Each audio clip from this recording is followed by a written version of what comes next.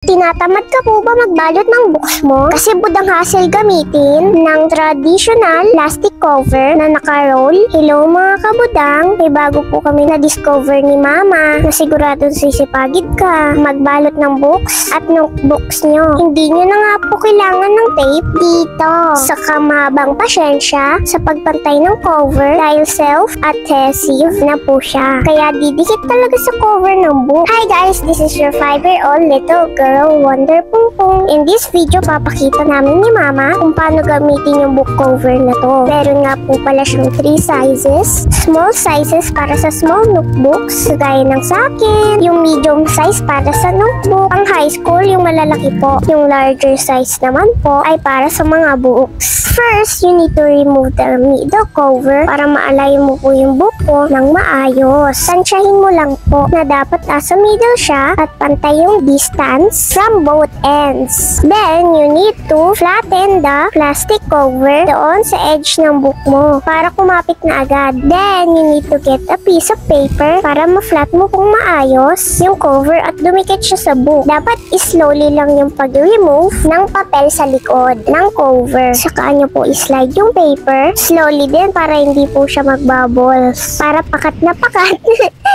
Kasi pag ni-remove nyo po agad ng buo yung paper sa likod nito, mahihirapan po kayo idikit sa cover ng book. Then, get your scissor and cut this part. And this part, yung pantay lang sa edge ng books. Para pag pinold nyo siya, mamaya, wala pong sasobra. Then, pag nakat nyo na po, slowly press from the edge, papunta sa loob, yung plastic cover. Para dumikit na din siyang maayos. Huwag nyo po basta i-press lang, kasi hindi po siya magpapantay. Dapat from edge, papunta sa loob, para pantay po yung gilid. Then, ganito din po sa kabila and all sides. Then, tsaka nyo lang po ikat itong sobrang part dito, kapantay ng edge ng books nyo. Diyaran, ito na po yung outcome. O, diba ang ganda niya? May texture pa. Sigurado iwas basa at lukot na po yung books nyo. Nilagyan na nga din po ni Mama ng name ko sa loob para secure na secure ang books ko. Ayaw niya po kasi sa labas. Masisira po yung design ng books. At ito nga po si Tita Ale, sinipag na din mag-cover ng books niya. Parang totoo, diba?